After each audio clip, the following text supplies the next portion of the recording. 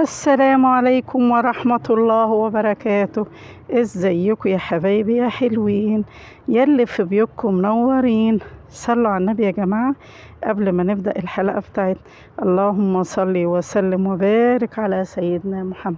حبيبي يا رسول الله صلى الله على محمد صلى الله عليه وسلم. هنبتدي بقى ان شاء الله نسجل معاكم الفيديو في الجو الرائع بتاعنا في مصر دلوقتي، اللهم بارك، ما بين الخضرة عشان تستمتعوا ونستفاد من النصايح ومن الكلام اللي ماما امان هتقولهن. ندخل يا حبايب قلبي في لب الموضوع، وهو ايه يا حبايب قلبي؟ انا هكلمكم الايام دي النهاردة في الفيديو ده، وممكن اعمل فيديوهات تانية على ايه؟ على الرضا بالمقسوم. بمعنى يا حبايب قلبي، ليه يا ماما امان بتكلمينا عن الرضا بالمقسوم في هذه الايام بالذات؟ هقول لكم يا حبايب قلبي ليه. لان احنا دلوقتي داخلين على ثانويه عامه، وما ادراكوا بقى ايه ما الثانويه العامه في هذا الوقت بالذات. كنت دايما اسمع امي رحمه الله عليها كانت دايما تقول لنا ايه؟ الرضا بالمقسوم. دايما يا ولاد يبقى عندكم اقتناع باللي ربنا كاتبه لك، حلو شر اكيد هو ظاهر قدامك ان هو مش كويس، بس بعد كده فيما بعد بتكتشف ان الحاجة ربنا اختار لك الاحسن. بمعنى يا حبايب قلبي، ليه انا بكلمكم في الموضوع ده بالذات الايام دي؟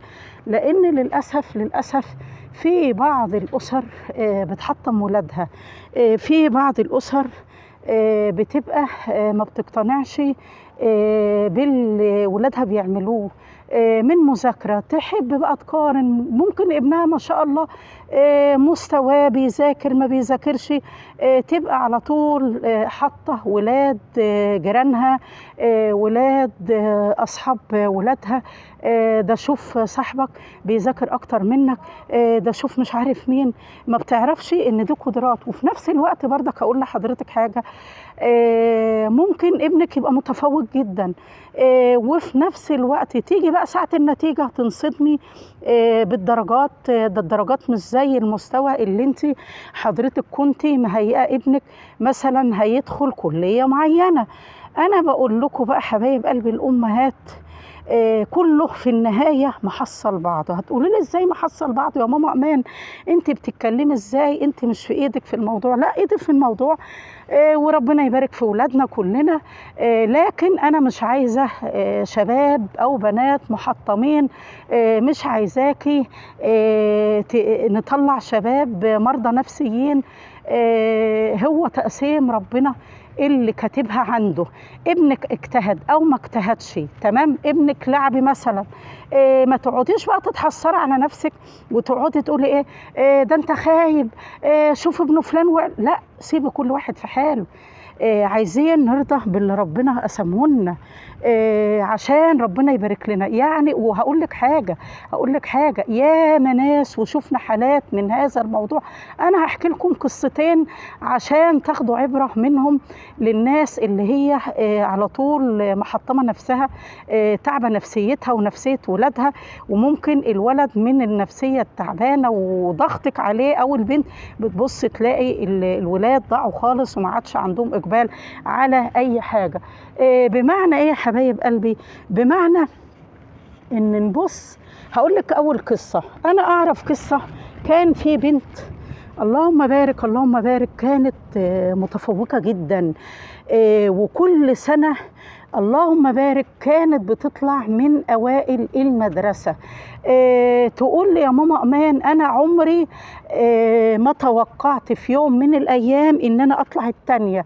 انا كنت على طول من كيجي لغايه ثانوي طول عمري بطلع الاولى على اي مدارس. مش هقول لكم مدارس خاصه ولا الكلام ده، لا، ده مدارس حكومه. المهم شوفوا تقسيم ربنا عشان ترضوا باللي ربنا كاتبه لكم. ربنا بيكتب الخير. البنت دي جت في الثانويه ما جابتش مجموع. هي كانت علم علوم، كانت مهيئة نفسها انت هتدخلي ايه، هدخل طب، انت هتدخلي ايه، هدخل طب. المهم لما ما جابتش مجموع دخلت كلية أدبية، ألسن، اللي هي ألسن عندنا هنا في القاهرة، تقريبا بتاع مفيش الا في عين شمس. المهم البنت لما دخلت الكلية اللي هي قلت لكم عليها، اللي ما كانتش مقتنعة بيها دي، ابتدى ربنا سبحانه وتعالى يعني ايه سايب لها الخير عنده، او مقدر لها الخير عنده. ابتدت الله اكبر من وهي كانت في الجامعة، بسم الله ما شاء الله، كانت عيلتها يعني ناس على قدها، وكانوا عايشين في شقة صغيرة جدا. ابتدت البنت الله أكبر وهي في الجامعة ابتدت تشتغل وتاخد الله أكبر مبلغ يعني جميل جدا كبير، وبسم الله ما شاء الله خدت شقة تمليك لأهلها ونقلوا فيها، وتغير حالها لأحسن. ما كانت هتدخل الكلية الطب اللي هي كانت نفسها فيه. فبتحكي لي بتقول لي يا ماما امان، يعني شوفوا سبحان الله، انا كان في دماغي ادخل ايه وربنا قدر لي ايه، الحمد لله. وجيت كلمت بابا قلت له شفت يا بابا، يعني تبدل حالها من الحالة السيئة اللي هي كانت فيها للأحسن. حالة تانية برضك، كان في واحد برضك ايام ما كان زمان الثانوية بقى دي، ما كان ايه يعني صعب اكتر، يعني زي برضك دلوقتي. المهم ايه، سقط حوالي سنة 2 3، وبقت مامته زعلانة وهو زعلان على نفسه، واخواته كلهم، المهندس، الدكتور، المدرس، وما شاء الله كلهم بسم الله ما شاء الله حاجة جميلة. هو الوحيد اللي هو ما كانش ايه، يعني كان زي ما بيقولوا ايه بيخالفوا الحظ، ونصيب سقط في الثانوية كذا سنة لغاية ما عدى بقى ايه اللي هي عدد اللي هو الرسوب اللي كانوا بيقولوا عليه بتاع زمان، اللي هو مش عارفة كانوا بيقولوا عليه. المهم بعد كده شوفوا بقى تغيير المسار اللي ربنا كاتبه خير. الولد ده بسم الله ما شاء الله سافر ألمانيا. اخواته بقى الله أكبر كلهم بسم الله ما شاء الله حاجة بقى يعني جميلة من وجهة نظر المجتمع ومن وجهة نظرنا كلنا.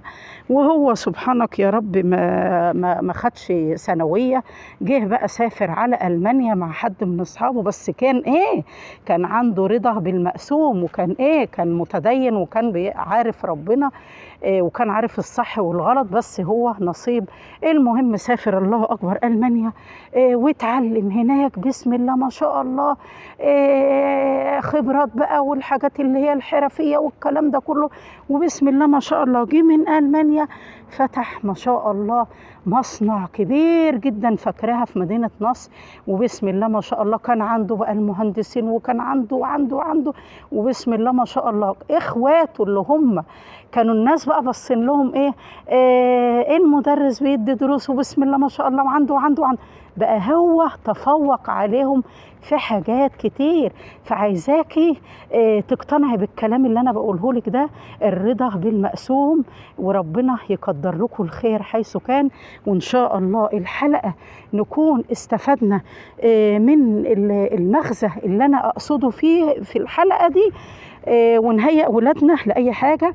ودايما نصلي، نخلوهم يصلوا إن شاء الله يا دوب، يعني يصلوا الفجر وبعد كده يقولوا الأذكار، وسيبوا أمركم لله، اللي ربنا يكتبه لنا خير ونرضى بيه، وربنا يوفقهم كلهم، ولادنا وولادكم جميعا وإن شاء الله.